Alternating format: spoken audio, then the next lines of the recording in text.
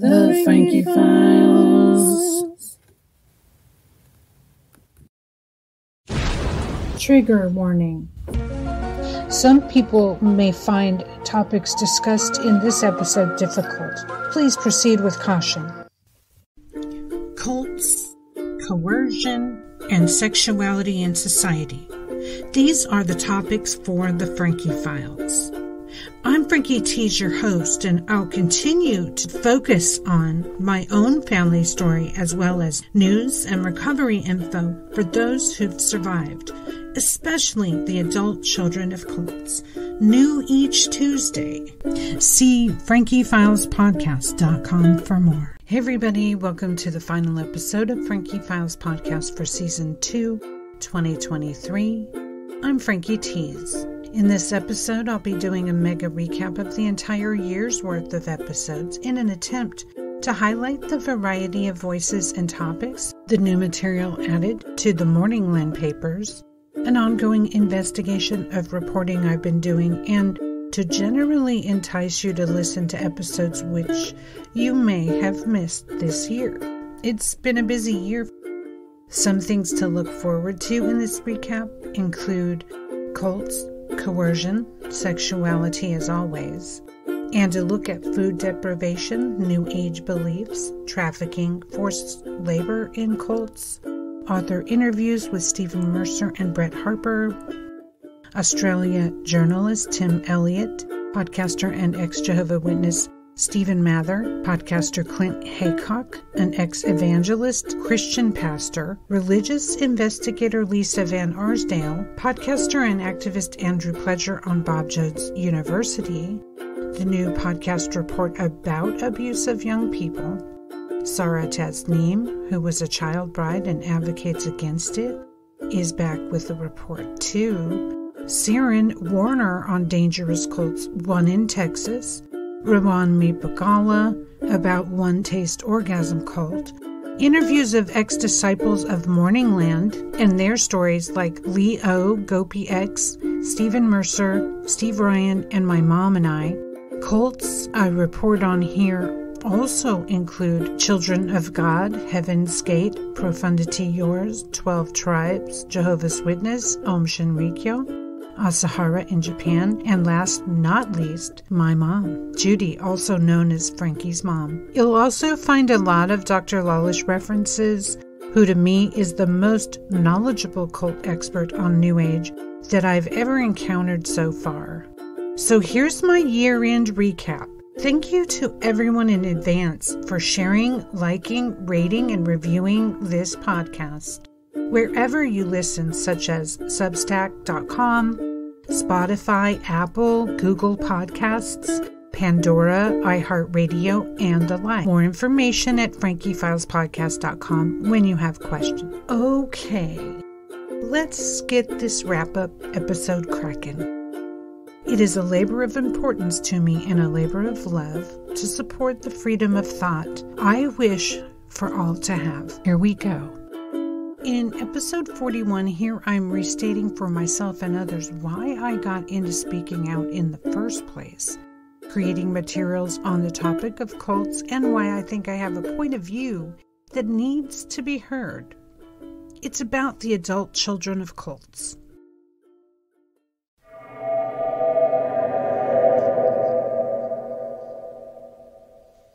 My position and point of view are extremely unique. I've been hearing it all my life, and I'm not young.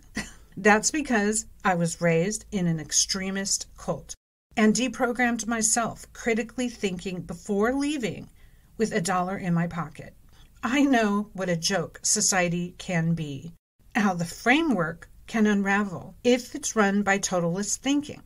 We have to stay astute. During 2022, I learned my views do not fit in well at all with the cult exit counselors, psychologists, adults who went to cults then left, and other cult industry gatekeepers. Well, if you've experienced sexual ritual abuse, you tend not to mince words and sweat the small stuff. I noticed a huge group of adults who went as adults to cults get on great with those in the biz. Yeah, you were all raised in the same world. We literally were not. I'm here to say that. In episode 42, I have guest Ruanmi Bagala of One Taste Orgasm Cult. You may have seen him on Orgasm Inc. streaming on Netflix. Ruan was an employee who ended up having financial exploitation in the group and came out in debt, as well as spoke to the FBI when they investigated One Taste's business practices.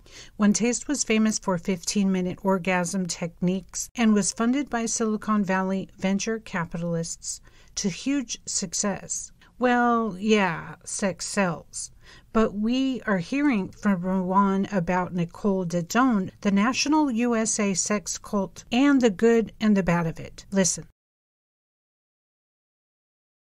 The whole philosophy was around feeling more. Like, if the more you feel, the better your life is, the more you can empathize, the better you can communicate, the better your sex is, obviously. And the whole thing was about feeling more and more. So because of that, people would kind of heighten how much they felt. And then there was an identity that you're pointing to, like the turned on woman or the ignited man was the male counterpart of that, was someone who really felt a lot, and therefore they would behave in certain ways. Like, one kind of moral switch they used was, someone who's really turned on doesn't feel bad when they get jealous. They still get jealous because everyone was polyamorous, right? Everyone was sleeping with, for the most part, people had multiple lovers, so that caused a lot of jealousy. But a person who closed off because of jealousy it was never stated like this. Like, a person wouldn't be shamed for it, but it would be kind of seen as oh, you're not so evolved because you still get upset and kind of thing. Mm-hmm. So forced polyamory, really kind of like the pressure, peer pressure. What? Yeah, not forced, but social pressure for sure. For episode 43, I have a frequent guest, Siren Warner, a reporter who covers cults and true crime. He broke the story about Profundity Yours out of Marietta, Texas, following breaking the story about the body cult in Alaska, now in Washington. You should listen to the playlist on YouTube if you can for Profundity Yours, and that is on my YouTube channel at Frankie Files Podcast. He has a channel there too, Siren Warner. He's a boots-on-the-ground investigative reporter on contemporary cults and true crime. Check cultstories.com for more of his online magazine. Here he is briefly in episode 43's clip. And it's well, the end times are coming. Why do you need to go to college when the end of the world is coming? What I'm worried about is she's saying it's the end of the world, and, these people have money. She preys on middle-aged women with money, that it's a ploy to hey, you don't need that money anymore. The end of the world is coming. Cults and religious extremists use passages from the Bible for abuse to no end. Here I'm happy to have guest Stephen Mather of Cult Hackers podcast talk about Jehovah's Witnesses. He is born and raised in the UK and articulates, the many stages of recovery he's been experiencing. He also holds a BA in group behavior. Check it out. You mentioned the 144,000, so that there's a specific doctrine around that. So the 144,000 are the faithful witnesses who are going to go to heaven. So for Jehovah's Witnesses, most people are going to live on the earth in paradise and live forever on the earth as humans. So not aging, just staying at around the 20s, basically, noodling around on a paradise earth. That is the hope, but there's this 144,000 that obviously is a number in the Bible, and which is obviously where your ex guys got it from. But here it's these are the leaders that are going to go from the earth and basically be kings and priests in heaven. I never made the dizzy heights of elder. So elder is kind of the leadership in the congregation. So I never became an elder. I was what's called a ministerial servant, which is, I guess, the closest thing is like a deacon, I suppose, in some respects. The person that does all the leg work, really. The ministerial servants do all the boring jobs. But it's only open to men. So unless you are a man, you can't do any of these things. You can't speak at the platform. You can't lead any of the activities. You can't even handle the microphones in the Kingdom Hall because I know. Us women, we were written out of the Bible pretty quick. In episode 45, world-class investigative journalist at the Sydney Morning Herald, Tim Elliott discusses his podcast about the 12 tribes. Inside the Tribe. Elliott spent years following a couple in Australia who joined and left 12 tribes. Shocking reporting over a decade led him to do a series podcast on this topic. Very well produced, and I recommend. See Inside the Tribe, narrated by Tim Elliott, and read his column at the Sydney Morning Herald too. The pieces are in-depth reporting on society in Australia. Listen to his wrap-up. It's very poignant. He was exposed to us just here today. Malnutrition, neglect of kids, just all in the name of the dollar to keep 12 tribes going for the end times. Something we need to continually focus on and make a priority is teaching critical thinking. So in school and just in society, and make critical thinking and the ability to think for ourselves more of a priority in public discourse. You'll see, even with what has happened with perhaps Trumpism or Jair Bolsonaro in Brazil, people are attracted to strong man figures who provide a sense of security and leadership, right? They make complex issues simple. The world's not like that. So we need to teach people from a young age to think critically and examine their beliefs and the beliefs of others and the answers that people are giving them. So they go, well, actually, you know what? I don't think what that leader is telling me is particularly, that doesn't really, it's a very handy, convenient answer to my problems, but really does it really ring true to me? Is it all too easy? I think the same thing goes for cults. You know, if someone's offering you something that sounds too good to be true, or offers you something, an answer that's very simple to life's complex questions, then think about it a bit more.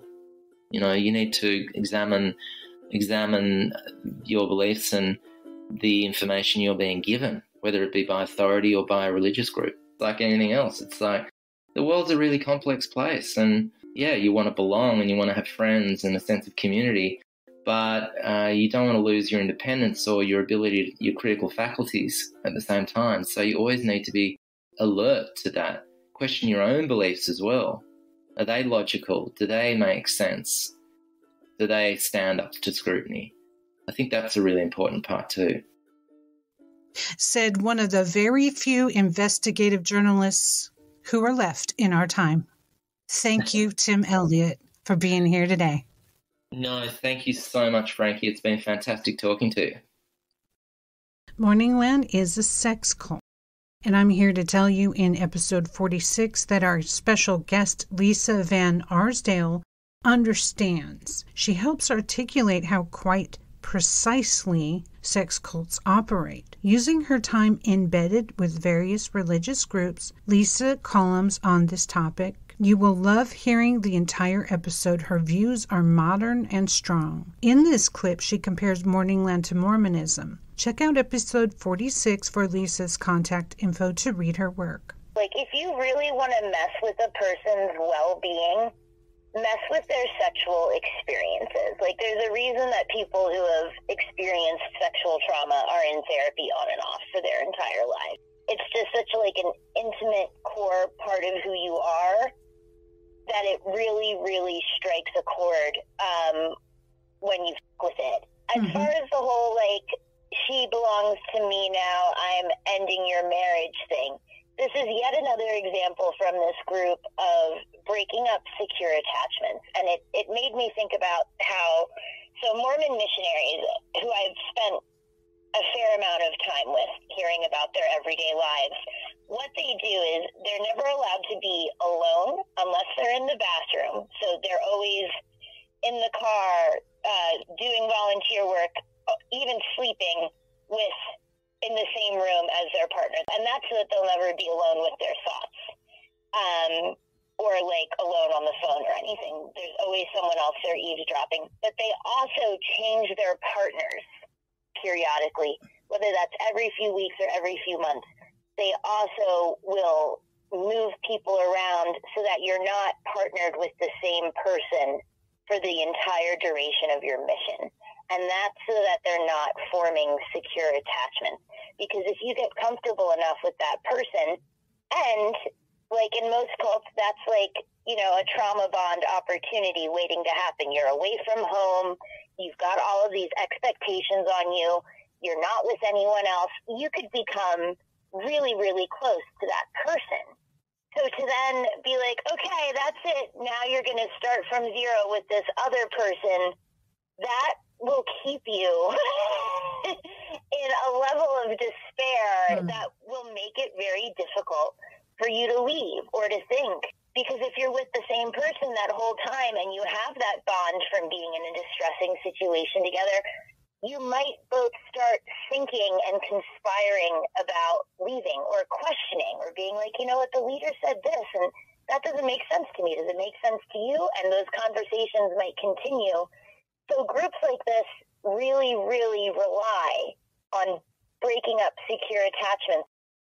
For many years, I wondered what happened the day Donato died.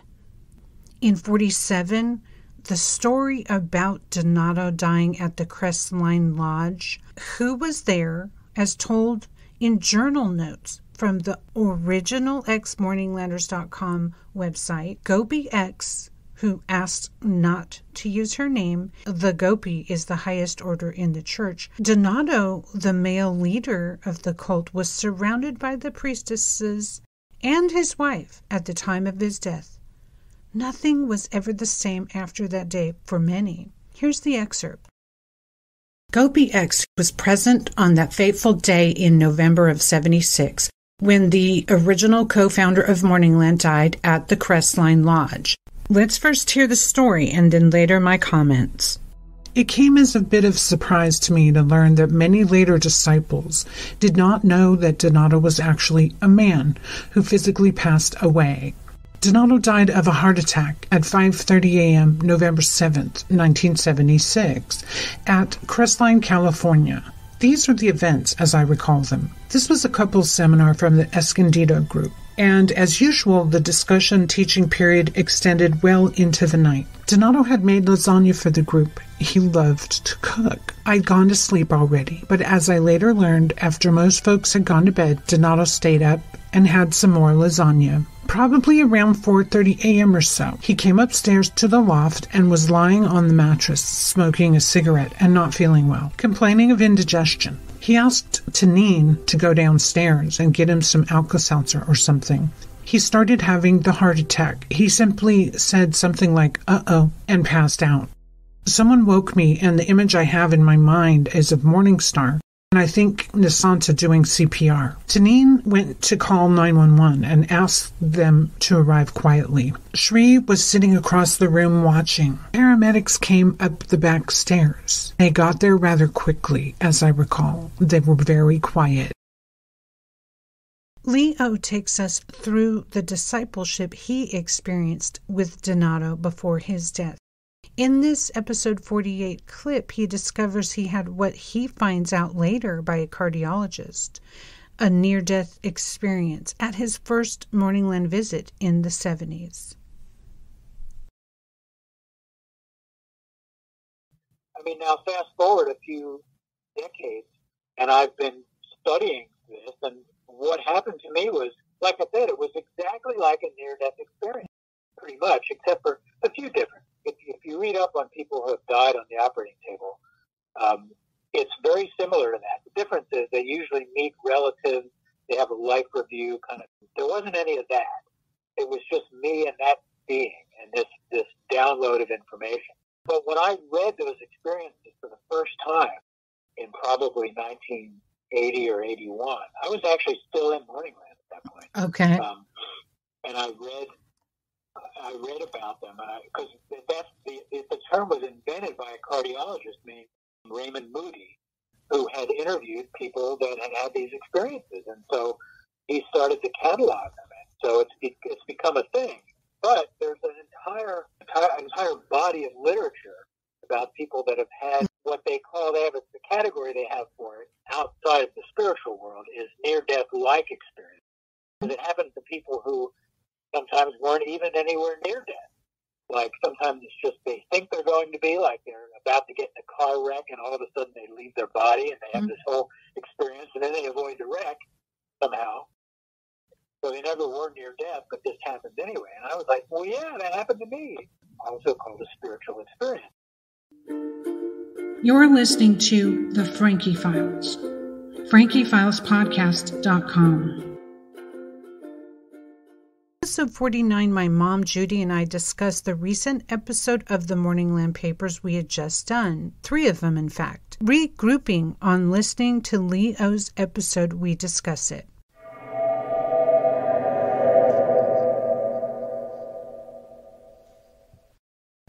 But it is also what Morning Land is.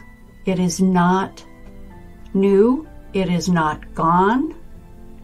It is still pumping away and hurting people. I know this. I don't have to know the people that are new disciples, etc. I know the people that are old disciples. They haven't changed. So hearing Lee's perspective really opened up my memory too, just like you, and I'm sure other listeners are going through this that are ex-Morning Landers. In episode 50, the term gaslighting is discussed, and it is a very popular term. But most people don't truly get what it means. You gotta see the film Gaslight from 1947. I read an article and discuss the 40s film where the term was rooted. Paige L. Sweets points out the term was popularized in a 1944 film called Gaslight. That film was adapted from the 30s play called Gaslight. This article explains, quote, the protagonist husband secretly dims and brightens the gas-powered indoor lights and insists she is imagining it, making her believe she's insane. End quote. So the term crazy making was applied to this at some point, a very common thing in politics, legal battles, and such. When you crazy make, deliberately cause someone to doubt their very instincts in life, you discredit them. And when you think about this, it's truly the perfect crime to disable any adversary. It leaves no marks. It leaves no evidence. It lasts forever. Disabling the intended subject. Because remember, when this is truly run on someone, it leaves them doubting themselves and their own sanity, unless they know it's coming, and it doesn't work once you know it's coming. How much more intense an attack can there be? Paige L. Sweet also states that sociologist Catherine Ferraro says the result is called surreality of abusive relationships, or what scholars and activists Beth E. Ritchie refers to as a hostile social environment. My thoughts? Wow. Now add artificial intelligence to this and you may have a social media hostile environment. For 51, Heaven's Gate was never cute. Sorry, New Age religion. Mixing baby Jesus and spaceships is a long-standing game. I've been mining for gold in this book, Bounded Choice by Dr. Lawlish. Here's a piece of it. Well, this is why one of this show's focus is New Age religion. I include Scientology in New Age. It's a grifter's paradise. As a child victim of a very similar crazy New Age cult, seeing a sociologist like Dr. Lawlish break down how and why it formed and keeps happening is so rewarding, and it shows me that the public clearly misunderstands New Age cults. A lot of people don't even know. Applewhite thought he was the second coming of Jesus Christ, here to finish the job. I notice there's always the massive abuse of using other lives in any New Age cult too, in any psychic realm. It's totally conjecture, and I used to think this, because I was indoctrinated as such. I was conditioned to believe anyone you meet, someone interesting, or there's a certain feeling, oh, I must have known you in a past life. What hooey. This is Sarah Tasneem from Sarah Tasneem Advocacy, also found on SF Tasneem at Twitter and Sarah Tasneem Advocacy on Facebook. You're listening to the Frankie Files on Sexuality and Society. Episode 52. I attempt here to pay tribute to someone so damaged in a religious New Age sex cult without promoting violence that ended his life. He made the papers as his pet name, David Ito, but he preferred the name Ricky Rodriguez. Ricky was driven to murder-suicide by sexual abuse from birth by his parents and nanny. Everybody got in on it. There's more, but here's an excerpt. Back to the article. That final Friday night in Tucson, Arizona, January 7th, 2005, the Messiah sat at the kitchen table wearing a maroon muscle shirt, sipping a beer. Sum 41's new album, Chuck, played in the background. It's a dark record, and it set the mood Ricky Rodriguez wanted. As midnight approached, in the one-bedroom dump on the south side of town, he had a good buzz working.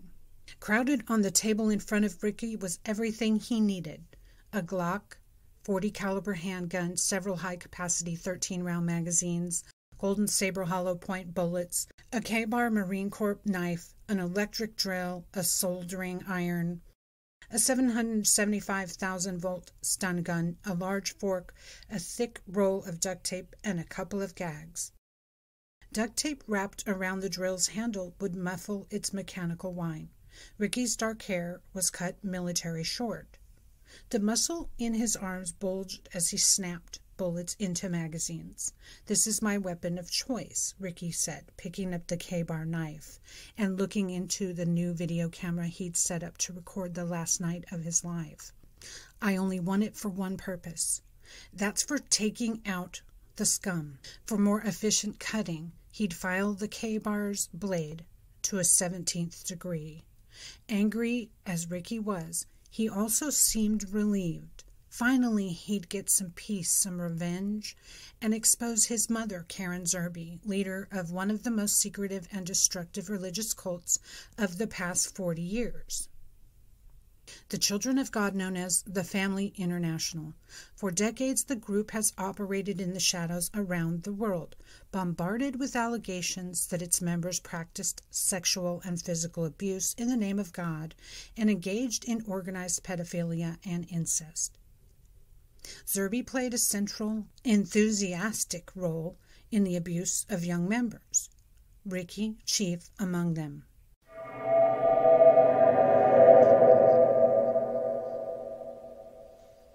"53 is about human trafficking. It's in lockstep with cult recruitment. It goes hand in hand. But what if you were tricked into helping track people who never did anything to cause that? What if people who were trafficked are life trafficked? Listen. The power of just one voice is clearer to me than ever. Look at what they're doing to Julian Assange." Journalist Julian Assange leaked to WikiLeaks the reality of a video of the United States procedures in the Iraq War. Many powerful players didn't appreciate that. This journalist has been in solitary now for 4 years. That's how powerful one voice is. They can't just disappear him now. It's too high profile. When people tell the truth, the elite lose money. Quite simply. The underbelly is exposed for them, and then they use all manner of pressure points to make it stop. Seeing how the government has turned on any one voice who aims to disrupt business as usual is easy once you understand the hands-off approach. All agencies are complicit. Once flagged wrongly by your abusers or simply flagged as useful to them, you're coerced in that direction. Example, when I was a stripper and burlesque producer who vowed to never speak of my abuse at the hands of a religious cult in Long Beach, California, I was not bothered. I now believe I was monitored, though. Once I decided I would go public, my life became hard. Hard to find jobs, hard to keep jobs, hard to meet new friends, hard to keep an apartment. Everything was a problem. What changed? I was preparing to tell all.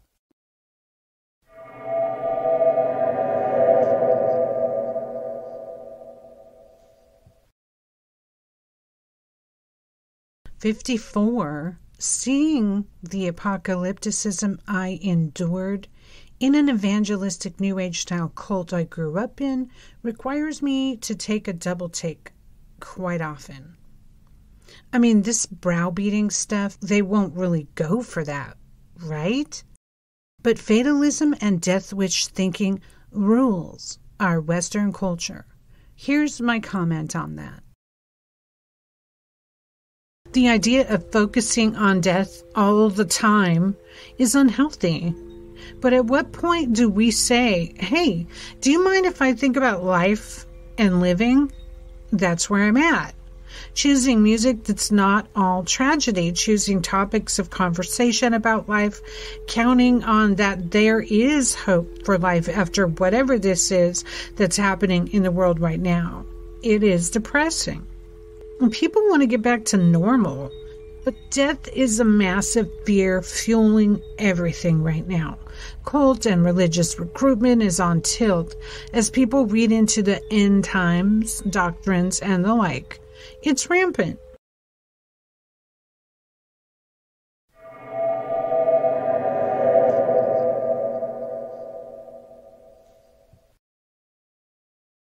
Between season 1 and 2, I did a bunch of live Reddit talks, and I was doing those weekly on Sundays.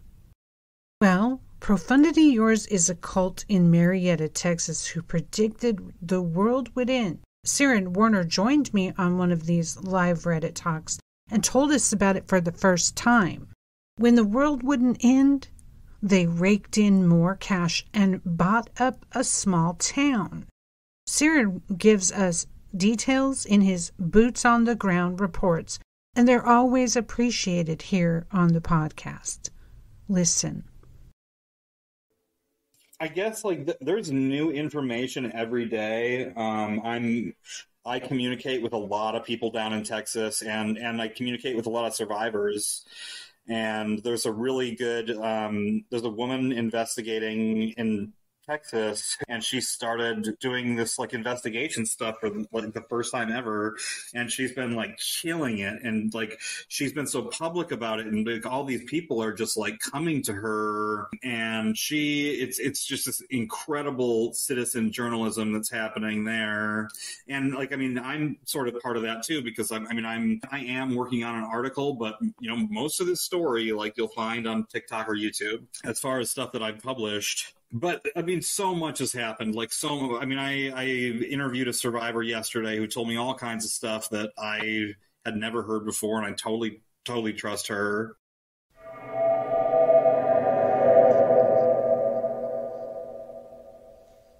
In episode 56, ex-preacher Clint Haycock joined me in May to discuss his life before his doctorate in Bible studies forced him to deconstruct in real time while preaching. Quite the story. He now hosts a podcast called The Mindshift Podcast with Dr. Clint Haycock out of UK, where he's an expatriate of USA and quite a critical thinker. Yeah, I think that's true. But it's sort of a veneer of spirituality. You go in, for example, my experience going into a church service, hearing the music and getting caught up in the emotional experience and praying, and in some cases speaking in tongues and things like that. These are ecstatic experiences. So you walk away from those things and you're on a high, you're on a mountaintop experience.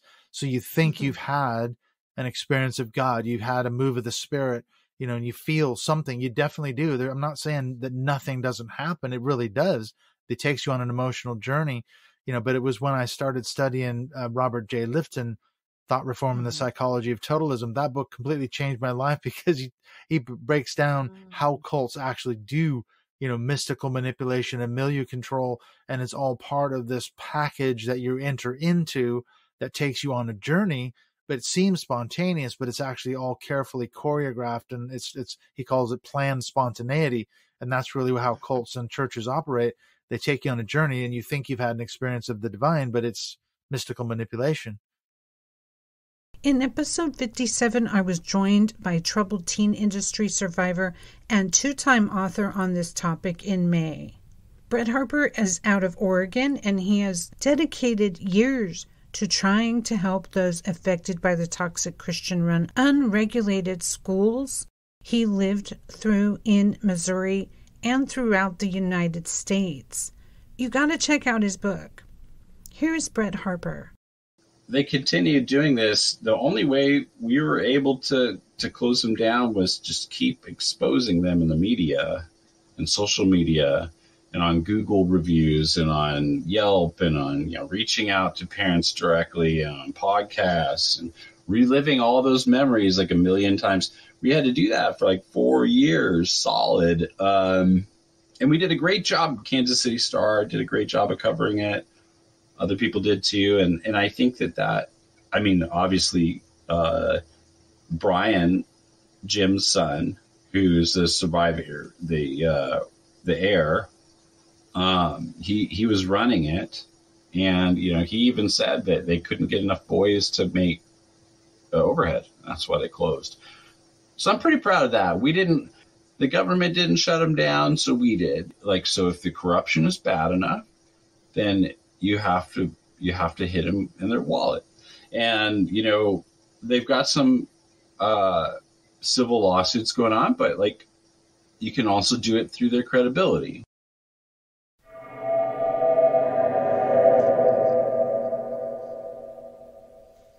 In researching topics for my show, I never realized I'd be deprogramming myself further in real time. But this is one of those times it happened. In episode 58, I briefly touch on Jung, and the full episode you may want to hear how my master used mandalas to program me neuro-linguistically.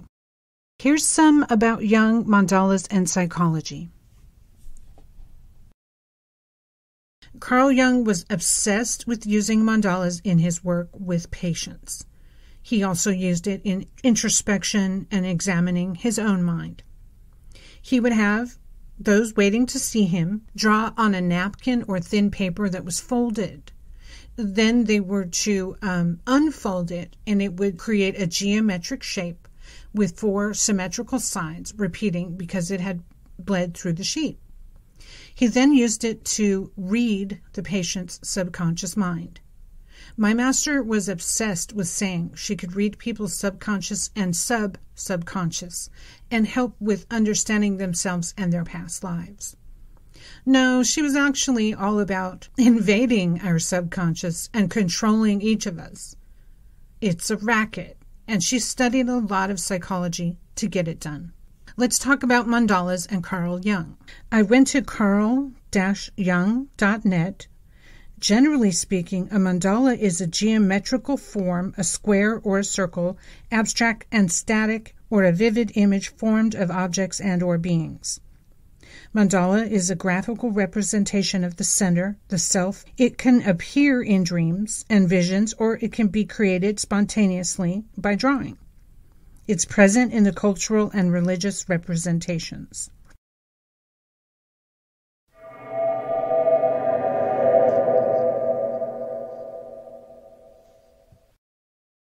Episode 59. Returning sister in activism Sarah Tasneem is here to update us on child marriage laws, which have shocked me each time she brings us information. Check out her blog at tasneemadvocacy.home.blog. I'll take my state, for example, where I live. I live in California. There's no minimum age to marry here in California. with parental consent and judicial review. And the problem with that is, like, some people will say, wow, like judicial review is a pretty high bar. And, wow, like no parent would ever agree or consent to that. Well, unfortunately, when you're talking about children being forced into marriages, it is mostly the adults in their lives who are forcing the marriage. So either their parents or guardians or abusers or a combination thereof.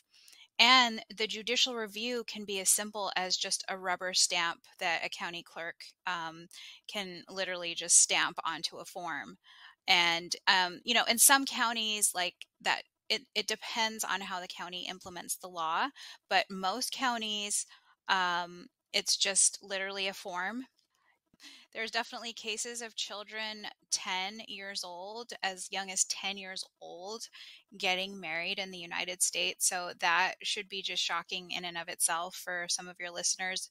And we're not talking about a 10-year-old marrying a 12-year-old. We're talking about a 10-year-old marrying an adult. The Frankie Files. In 2022, I had written an article about my centrifugal cultist history and the odd California connections I had with others. Here's an excerpt of that episode, episode 60. In the 1980s, a guy planted a bomb at the church. He was mad because the church was aggressively bothering his sister who had broken up with a member, trying to recruit her too. He left a device there and drove away. The rain dampened the device to prevent the dynamite from exploding. I was asleep 100 feet or less right above where it was planted. He hadn't heard an explosion, so he started coming back to plant another one. One of the leaders on premise was asleep in her quarters, Gopi Saravati, and heard an odd click, the detonation failing, and called police. My sister and I were not supposed to be illegally living there, and Mom had been kicked out. The clergy had us go across the street where we watched the scene unfolding from a bay window close enough to the bomb to still die from it if exploded. Of course, we looked through the shades, not to tip off the police that we were still there. Police evacuated a 2-mile radius, and the bomb squad came and took the device. The man was apprehended when he was arriving to do it again, with another detonator and another set of explosives. Being so young, I didn't think a thing about watching the whole block around me be evacuated, but stupidly still hiding across the street within explosion range. I was scared, and I did what I was told. This memory shows so much about Morningland Cult. They're aggressive in recruiting. They care zero about their devotees and put my sister and my life at real risk that day more than once.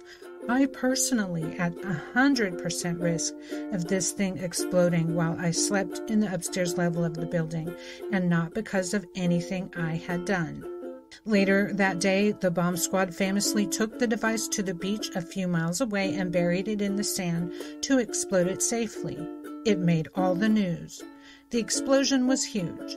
Check Google for that, circa December 1986, and see for yourself.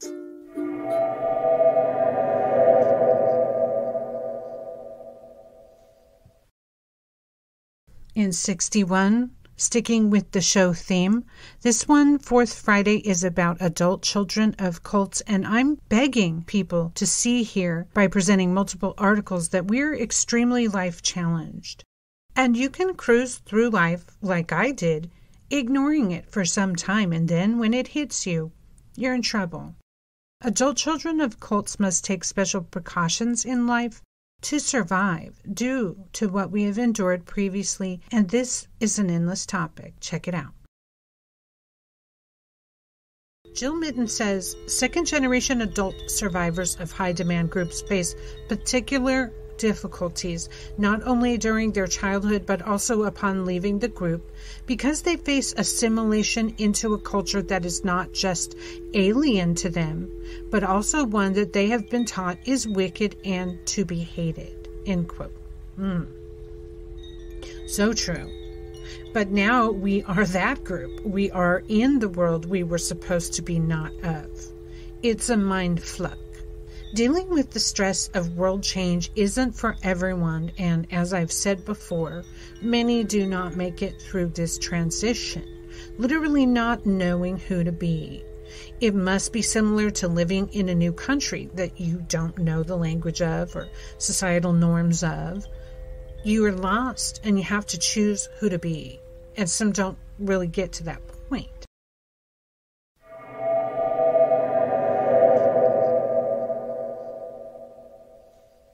Nicole Didone of One Taste is back in the news, and in episode 62, the wildly ambitious sexual CEO of One Taste, the so-called orgasm cult, which was featured in Orgasm Inc. this year on Netflix, was in the news because she got arrested on forced labor after all she got away with. Here's the clip. Founded in 2004, California-based One Taste was the subject of last year's Netflix documentary Orgasm Inc., which followed its rise and the emergence of disturbing allegations from members. The company was initially hailed for its women-centered approach, but after 2018, a report from Bloomberg in which former members claimed One Taste led them to sexual servitude and five-figure debts, the FBI began an investigation. New York Post, June 13, 2023, alleged orgasm cult founder freed on $1 million bond. Judge warns her she's being watched. The woman accused of running a wellness company that doubled as an orgasm cult was sprung on a $1 million bond Tuesday, but a judge warns her that she's being watched while free. Nicole Didone, founder of One Taste, which promoted orgasmic meditation for women, pleaded not guilty to allegations that she coerced and groomed members into having sex with investors and clients for more than a decade.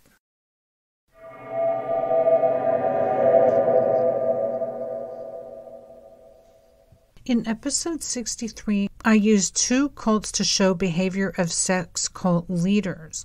The reason I focus on this is because getting and giving sex holds so much sway and power in our lives. These type of cults are very popular and happening in USA. Listen. Didone had location in several major cities. For recruitment, a member would initially join a meeting and be sold on the concept. Then they would be told they need to take certain classes. The classes were not cheap. There was a whole structure, sort of like Scientology. If you can't afford the classes, you can become an employee and work against the debt by helping book, run classes, or stroke clitorises in group sessions. Employees were encouraged even to have sex with wealthy potential members.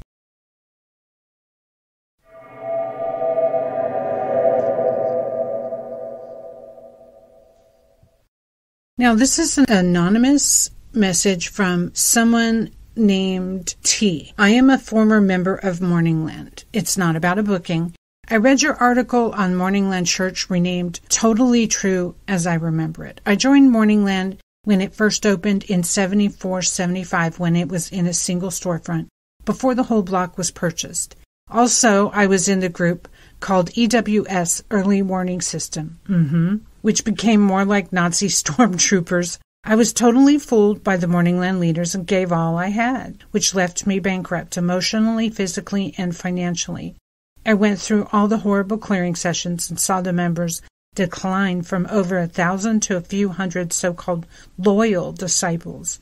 In 79, I was told to leave Morningland due to some fake charge by Gopi Malikia and her mean boyfriend Mahanta. They saved my life, I'm sure, and it took me years to get back to some sense of normality. I know your mother, and we were in touch during the time she was trying to get you and your sister out of the cult. I was in touch with various anti-cult groups at that time and provided as much input as I could to them about Morningland. I was also interviewed by Long Beach reporters who did a series of articles exposing Morningland for the sham that it was. Thankfully, with the help and support of family and friends, I was able to go on and live a normal life and put that horrible experience behind me. I was so angry for a long time, mostly at myself, for having been so stupid to fall for their deception. Oh, we all go through that. I did learn later on that Dan and Patricia were using drugs, and having sexual relationships with the gopis and whoever else they could ensnare in their traps. It's shocking and sad at the same time that they continue to operate as a legitimate monastery. They all must be totally insane by now. Anyway, thank you for what you're doing to spread awareness of the cult experience. I see the same dynamics appearing in the political arena now. People who are brainwashed and follow totally evil and destructive leaders. I came to the conclusion that each of us has to be our own leader and stay clear of those who promise rich rewards. I never realized that the Morningland cult had such devious motivations that they did. They looked and acted so spiritual, loving, and kind, but it was just an act after all. That is an amazing letter. Thank you so much, T. In episode 65, faith healing is a problem. You may want to hear this whole one and be surprised at the amount of prevalence faith healing has through time. It's a bit much, and some say there's a placebo effect. It's not what it's cracked up to be, and I report on that.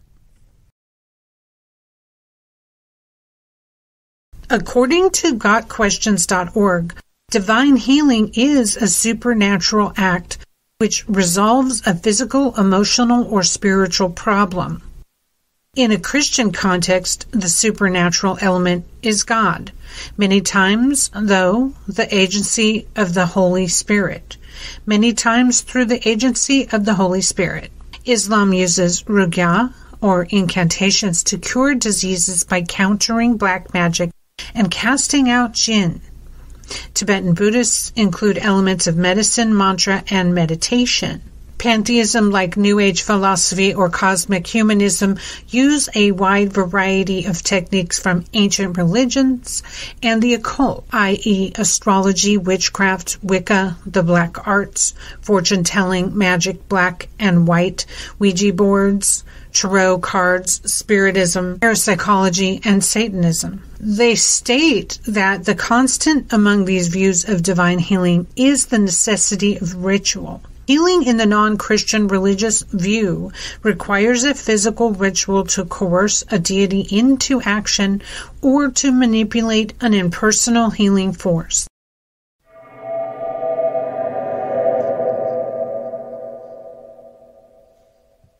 We get back to the Morningland Papers in episode 66, continuing to report on the cult in its 50th year in Long Beach, California. Mom, original member Lee O, and I chat about the article that came out in April this year, 2023. The article was by Signal Tribune, and the irony is that this was online and in print distributed widely the week of the Grand Prix in 2023 April, when the town is quite full of visitors. We thank Kristen Naeem for investigating on our stories here. She wants more people to contact her at Signal Tribune. For your information, check this out. So you went to a Parents Without Partners event, but then you were greeted there by the gopis. Yeah, so it's making me wonder, what the heck were they doing there? Organizations like that have visitation solicitors that present like insurance or dental help or psychic readings. They do. Right. They are approached. Right. They are That's approached true. by a variety of people selling things and do have 10 or 15 minutes to entertain, so to speak. They snuck in there, huh? Yes. Did you ever go back to Parents Without Partners? No. See?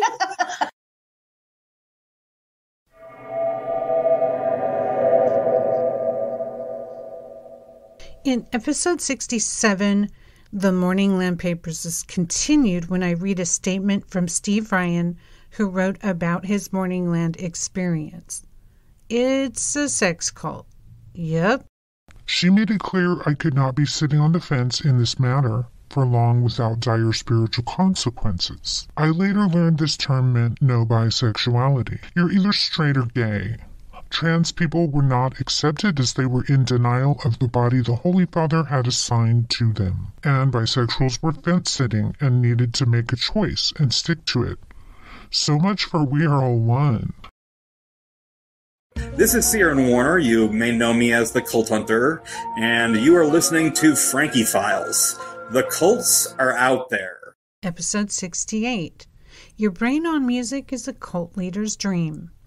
Using music from Om Shinrikyo, the book This Is Your Brain on Music, which has given me endless knowledge about the way we hear and perceive our environment and how music can act as a hypnotizing agent to the brain, making us easy to indoctrinate, I get into our brain on music. Similarly, you can see how it is that all songs we have ever heard, and all those that will ever be created, could be made up of just 12 musical notes, ignoring octaves. Each note can go to another note or to itself or to a rest, and this yields 12 possibilities. But each of those possibilities yields 12 more. When you factor in rhythm, each note can take on one of many different note lengths. The number of possibilities grows very, very rapidly. Much of the brain's computational power comes from this enormous possibility for interconnection, and much of it comes from the fact that brains are parallel processing machines rather than serial processors.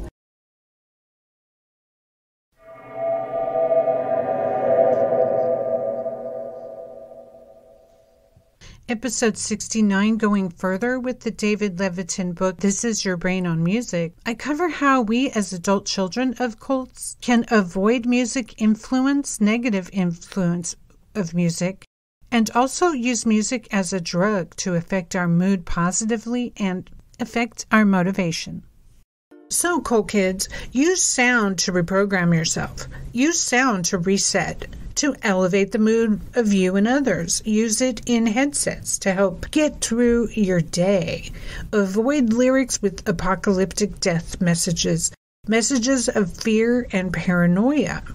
That's not it. Get a message that will elevate your critical thinking, warm your heart to nature here on our planet, and find out what tones are beneficial by researching Hertz, Herz. The best thing we can do for ourselves as cult kids is understanding how the cult leader tricked our brains into working against us, and flip the script, getting our brains to serve our new agendas: freedom of thought, freedom from religion. Shake that shiverman loose, as Fat Freddy's Drop lyrics say to do. For episode 70, this fifth Tuesday interview, I speak with author Stephen Mercer. He's a well-balanced individual out of California and a family man. His encounter with Morningland spawned the only memoir about the place in existence, and it was in the year 1997. But it came out in 2022. Check it out on Amazon and listen to this clip. Stephen Mercer's book is on Amazon now, and Stephen is spelled with a PH. You got to read his book because it's so riveting. The ceremony, now she went around the room and performed various techniques with the attendees, which occasionally included touching them. And whenever she touched me, I felt something like an electrical current passing through me. In fact, I'm actually reading from my book right now. At one point, she came up behind me and touched the back of my neck. I experienced it as a warm, fuzzy kind of current. When I met her in person, she took my hands in hers, and I felt the same thing. It was very distinct. I'd never felt anything like that before. I also felt compelled to accept whatever it was she was saying at the time, almost as though she had hypnotic powers. And I could tell that something was being done to me, but at the time I didn't understand exactly what. All I knew for certain was that she had extraordinary powers. You know, this was someone unlike anyone I'd ever encountered before.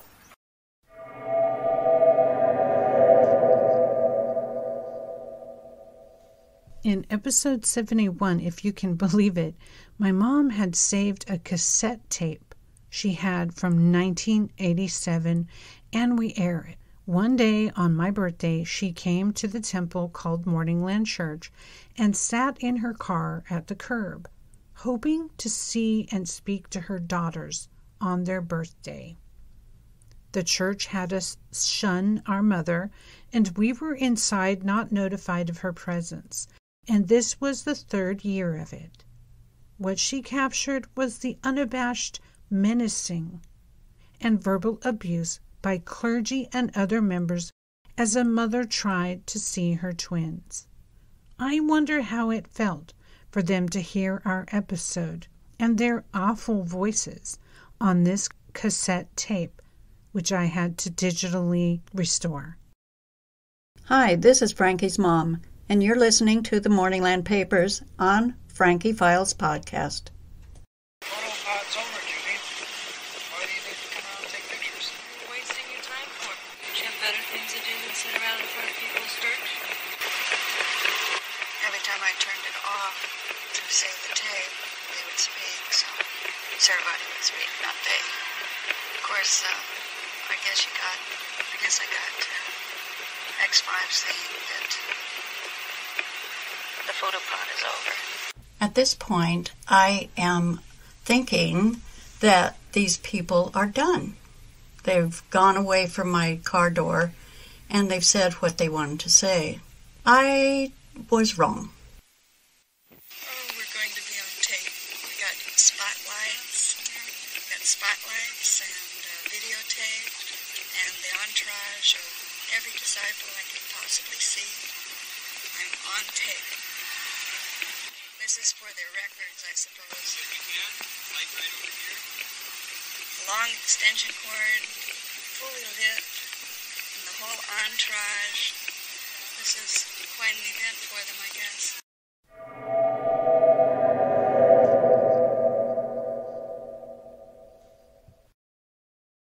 In episode 72, in this long overdue interview, I finally have grown enough emotionally and have enough talks with my mom that I could interview her about her experience and perspective of our family separation in Morningland.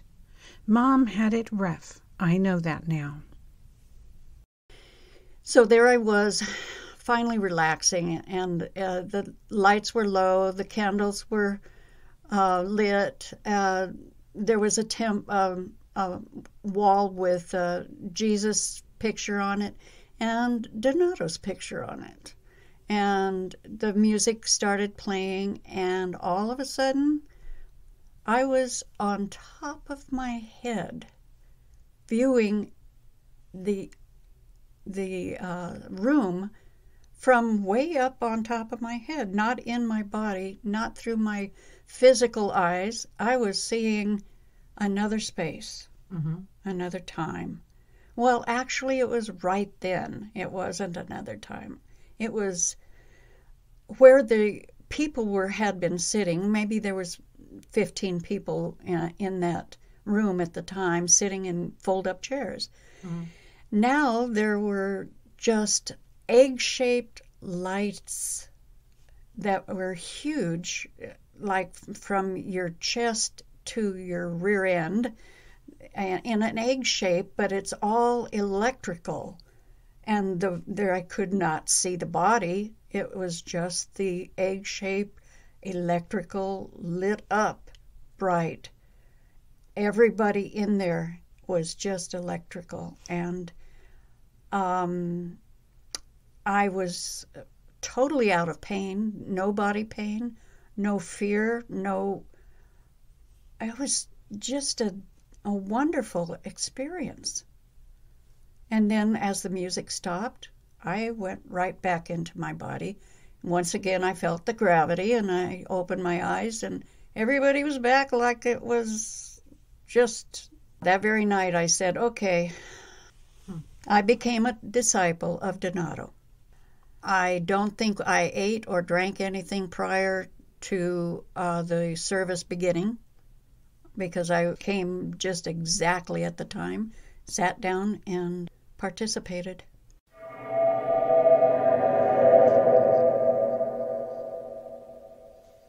Last year, I met Andrew Pledger, and he was on the podcast in season 1. Check that out. Now he's back to discuss in episode 73 his limited series podcast, which investigates Bob Jones University.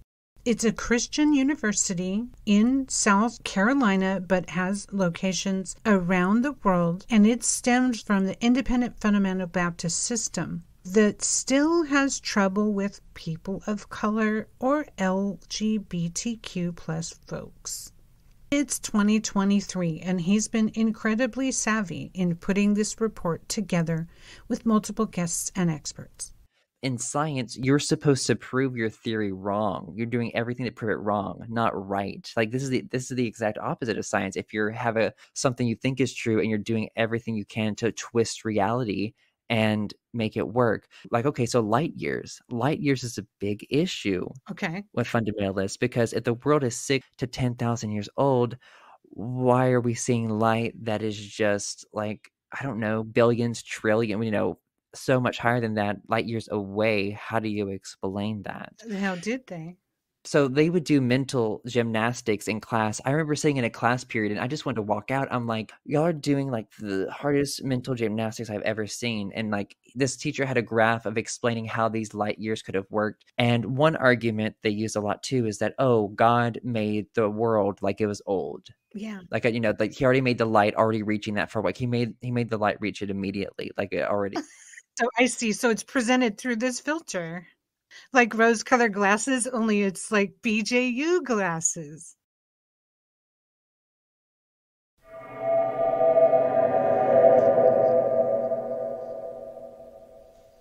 In 74, New Age beliefs are so prominent in our society in the U.S. that you can see meditation symbols on food products. The infiltration is complete. But do we know what all the jargon and words are based in? It's a lot of hooey. Check this synopsis out.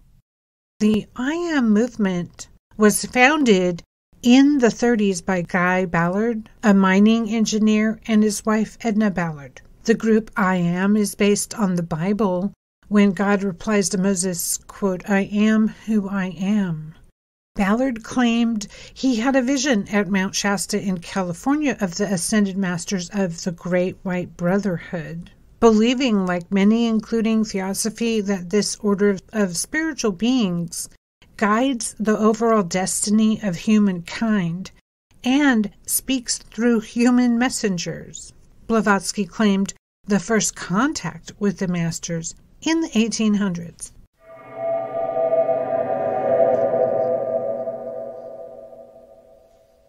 What is a sex cult? In episode 75, I take another pass at defining it and how it differs from other types of cults. It's a powerful type of control one has to experience to believe, and cult leaders wield it like a lightsaber over their devotees. I was initiated into the Daughters of Isis. The path for me led to being in a sex ring as a teen with multiple other adults, mostly women. The humiliation of the sex abuse ritual cannot be stressed here. From the first sex abuse ritual I was coerced into with my sister, I was never the same. Not in sex, which was my first experience, but also not in life. I was tricked and controlled, and something like that changes you. The U.S. Department of Health and Human Services claims coercion can make you think you owe sex to someone. It might be from someone who has power over you, like a teacher, landlord, or boss. But no person is ever required to have sex with someone else. Well, that's the kind of stuff you never hear in a sex cult.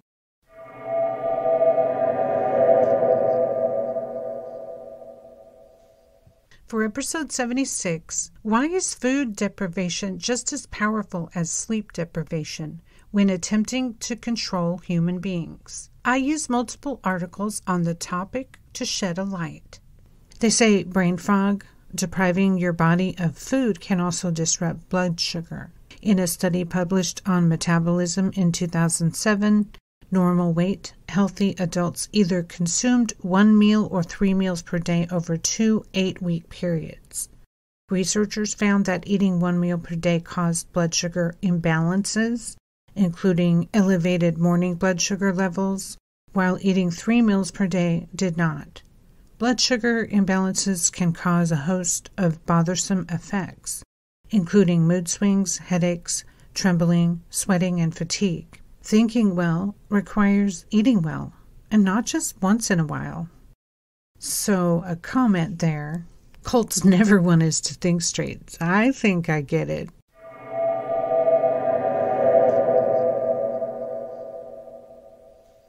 In episode 77, after international connection issues, I'm happy to bring him to the Morningland Papers part of the Frankie Files.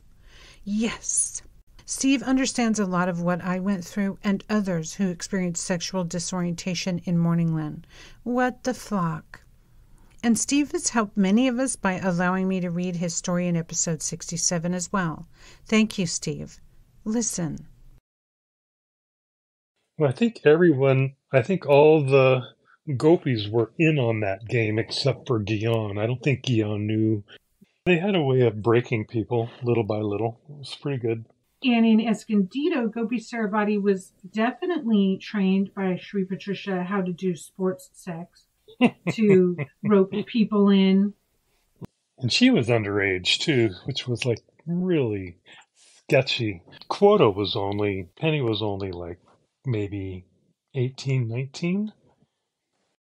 And the doctrine was all over the place. I wrote down some stuff that I remember. Bhagavad Gita, the Bible, the Upanishads, Carlos Castaneda, Be Here Now, Gandhi. Oh, so much about Gandhi, right? Yeah, Yogananda, Buddhism, shamanism. Ram Dass. Okay. Yeah. All over the map. And then the Book of Thoth, Aleister Crowley. And then Urantia. The Book of Urantia. That's right. Oh my gosh, that was used all the time. Yeah, that was a huge book, right. Nietzsche. But that's basically the whole philosophy of Morningland. You're listening to The Frankie Files. FrankieFilesPodcast.com. It has just been a wild and blustery year doing this content and bringing things to light about Morningland, which have been in the shadows too long. A note in leaving you this year: when people like me decide to speak up about our past, we've had years of thinking to do it. We do not do this lightly. A person like me has to believe that they have no other recourse but to tell the story to prevent its repeat on others. Sure, it's impossible to think, I can stop all cults, but to expose the one you came from is every survivor's wish. Just because I know the exact type of abuse one might endure in Morningland, so I would not want anyone ever to have that happen. People who joined me on the podcast all feel the same way. We're raising our voices, and it's not always comfortable to do so. It can have an emotional hangover for days and weeks, sometimes months. We're raising our voices because we see the same thinking that happened in the cult, the same groupthink, the same brain-dead reasoning or lack thereof that puts kids in harm's way. We see it out here in everyday life. And this is the type of harm that a child may never recover from. The type of harm that leaves no visible bruises or abrasions.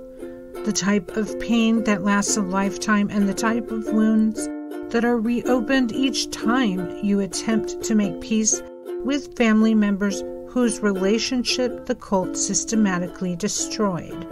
This year I can name 2 people who were abused as children in cults who took their lives. One is from La Luz del Mundo, and one is from Children of God. And that's just the 2 that I know about. Both are religious sex cults who believe that God and Jesus condone their actions. They do it in the name of religion or love. None of that is believable to this cult kid. May they rest in peace.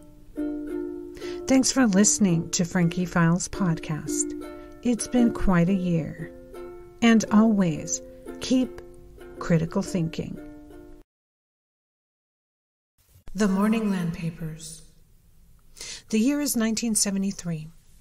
An Italian couple begins a metaphysical church using a storefront in Long Beach. It's in California at 7th Street and Ohio.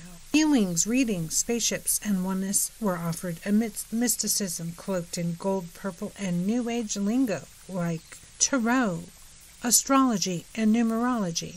The man claimed he was Christ. The woman helped promote the idea. Today they own the city block. Both founders are deceased, and trained leaders carry on the destructive cult. As an ex-member, I'm here to get the story straight. Finally, Morningland, 50 years occult. Hot takes of a cult kid. Check out frankietees.substack.com for more information. Hot takes of a cult kid. Check out frankietees.substack.com for more information.